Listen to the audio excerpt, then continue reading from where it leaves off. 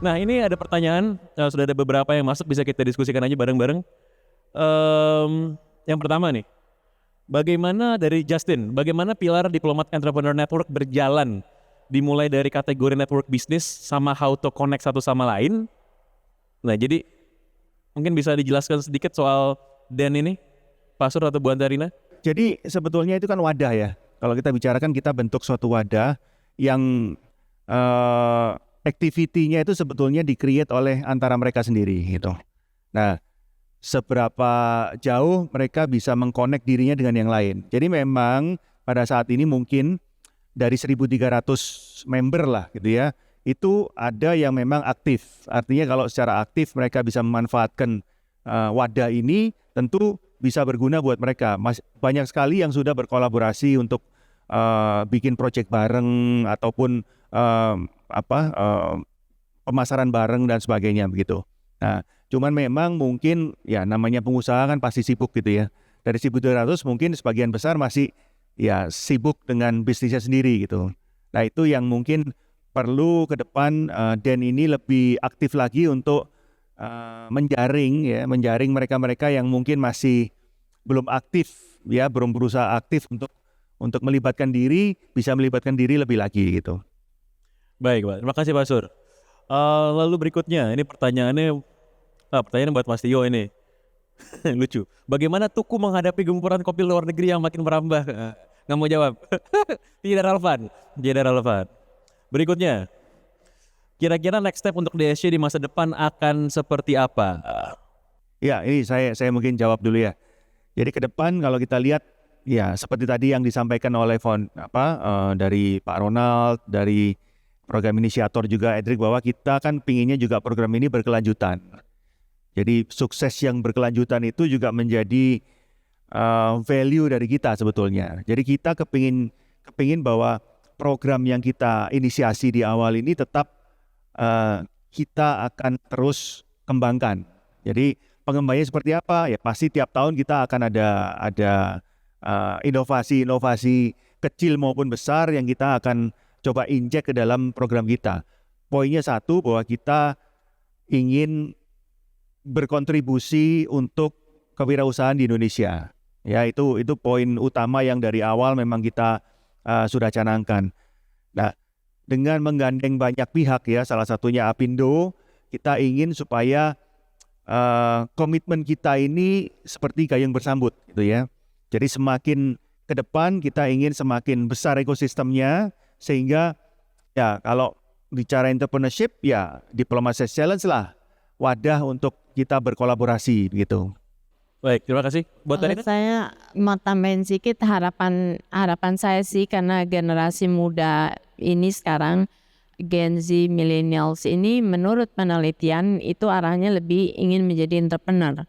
Sehingga DSC ini dan diharapkan Dan, teman-teman yang sudah memang menjadi entrepreneur bisa menarik dan menjadi wadah untuk bisa mengajarkan atau menularkan kemampuan berbisnis ini kepada teman-teman berikutnya. Karena kan kita butuh bonus demografi ini menjadi satu aset bangsa, bukan menjadi satu liability. Saya karena akuntan yang ngomongnya aset dan liability.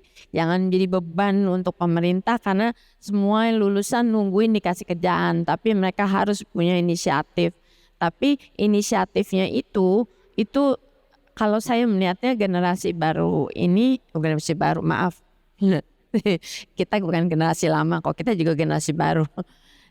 Generasi muda ini bisa mengalahkan kreativitas dan inovasinya, karena itu yang paling dibutuhkan. Memang adaptability and agility itu sangat diperlukan dan diarahkan menjadi satu hal yang valuable terhadap market, terhadap customer, bukan sekedar asal ada di sosmed.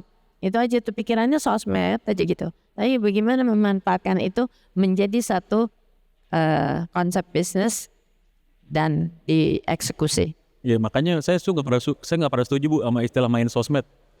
Karena bisa jadi mainan, bisa jadi cuan juga, tergantung mau diapain. Iya, makanya itu. Contoh real by the way. Nah, saya mau ke Mas Tio sama Mas Jupaka. Sebagai coach, kalian berdua tuh ngebagi ilmunya total gak sih? Karena gue tau entrepreneur tuh pelit bagi ilmu sebenarnya. Kalau lihat saingan gue nih ntar nih, ya kan gue jaga-jaga aja di ilmunya nih. Apa lu bagi aja semuanya bro? Kalau saya insya Allah total sih, karena tadi juga ada pertanyaan kan kenapa milih jadi coach. Di masa seperti sekarang kan motivasi untuk belajar itu kan kadang-kadang datang dari mana aja ya. Jadi buat saya pribadi bisa ketemu sama teman-teman para challengers, ketemu para di ekosistem DSC itu privilege sekali. Dan jadi kalau ditanya gue bagi-bagi ilmunya total atau enggak, justru harus total, karena dengan kita total, dengan kita giving back, giving ke mereka, harapannya balik ke kita juga positif juga kan. Jadi pada dasarnya kalau paling enggak kalau aku bisa ngasih pandanganku tadi, brand value yang tadi aku disampaikan sama Mas Jupaka, jadinya mereka juga tahu kan karakterku gimana, dan pada saat mereka saling sharing kita akan dapat informasi yang kira-kira akan sama relevannya sih. Secara sederhana sih gitu Mas Pange. Ini ada satu juga follow up nih untuk Mas Tio sama Mas Jupaka nih. Alumni DSC kan banyak banget. Nah, ini adalah potensi ekonomi. Para coach gimana follow up ini? Ini sebenarnya ada pertanyaan menarik yang biar gue sarikan. Lo pernah nggak ketemu challenger nih? Terus lo lihat, menarik, gue invest sendiri aja di sini pakai duit sendiri. Jupaka sama Mbak Nilam tuh paling bisa jawab itu sih. Gitu ya. Gimana Mas Jupaka? Ada beberapa tuh akhirnya ngobrol, cuman sebatas consult aja sih, bantu-bantu, karena pemahaman pertama rata-rata kan lokasinya nggak di Jakarta ya, jadi kita cuma bantu consult aja. Terus ya seru aja sih, karena sebenarnya bisnis daerah gede-gede banget sih ya. Jadi sebenarnya kalau Den ini bisa diseriusin bener-bener ya, harusnya jadi ekosistem beneran sih. Karena kalau kalian mau tahu tuh bisnis itu udah nggak di Jakarta sih. Harusnya ya lu dengan media lu pasti tahu kan. Sekarang itu banyak banget raja-raja kecil di daerah, pengusaha kuliner di daerah, pengusaha kreatif di daerah. Mereka duitnya banyak banget. Mereka nggak perlu flexing, nggak perlu ngeliatin buka toko di Korea misalnya gitu atau apa gitu ya. Enggak bercanda. Tapi maksudnya poinnya adalah banyak banget di daerah-daerah yang sukses dengan cara mereka sendiri. So kalau si Dan ini bisa gede, harusnya yang bisa dapat impactnya tuh DSC sih sebenarnya, karena di daerah tuh keren-keren banget sih usahanya, dan omsetnya gede-gede banget Pak. Betul. Dan ini sebenarnya menunjukkan kualitas dari challenger yang ikut DSC ya. Ya karena pengalaman pribadi, 2 dari yang dulu sempat saya mentorin, saya samperin juga habis itu. Habis DSC. Kalau gue minimal setiap tahun ada 1 brand 2 brand yang kebahas di strategic planning tuku lah. Jadi buat ada kolaborasi gitu. Oke. Tepuk tangan dulu dong untuk DSC. Ini lagi-lagi menunjukkan ini rekomendasi bisnis yang luar biasa ini. Terakhir saya kira, ini sebenarnya kita tekankan sekali lagi deh, Pak Sur. Selain pemberian dana hibah dan apresiasi, apa bentuk follow up DSC terhadap para peserta? Tadi udah disinggung mengenai Den, mungkin ada yang lainnya Pak, silakan. Iya, jadi Den itu adalah wadah. Jadi sebetulnya kalau pemenang atau finalis DSC tentu bergabung dalam Den itu suatu advantage gitu ya, suatu keuntungan, karena disitulah wadah untuk mereka berkomunikasi, berkolaborasi dan sebagainya. Sebetulnya itu lebih lama waktunya, dan itu lebih bisa menjadi dalam tanda petik pendampingan bisnis mereka gitu ya. Nah, tapi kita inisiasi juga dengan 2 tahun pendampingan. Jadi dari ada coach yang memang kita tunjuk sebagai pendamping para pemenang yang mendapatkan hibah modal usaha, sehingga mereka dalam paling tidak dalam spending hibah modal usaha itu ada yang mengarahkan begitulah. Ya tentu hasilnya ya hasil diskusi gitu ya. Diskusi antara mereka sendiri, kebutuhan mereka dengan kira-kira kalau secara kebutuhan urgentnya itu apa gitu ya.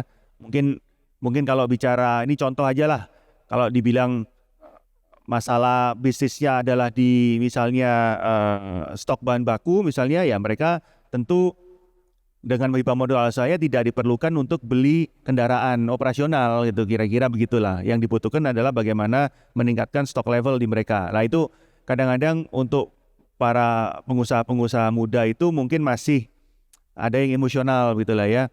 Nah para coach ini yang bisa mengajak diskusi mereka gitu.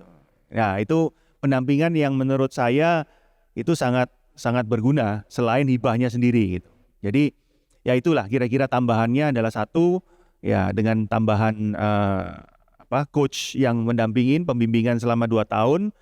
Kemudian setelah itu juga ada wadah yang untuk mereka bisa lebih lama lagi untuk bersama-sama dengan para pengusaha muda yang lain gitu.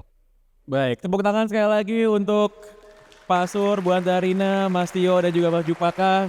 Saya rasa diskusi kita di sesi pertama ini menggambarkan betapa luar biasanya DSC itu karena tidak hanya memberikan apresiasi investasi atau dana hibah, tapi juga pendampingan masuk ke dalam saya rasa sebuah eksklusif klub ya, dan Diplomat Entrepreneur Network dengan 1.300 anggota so far.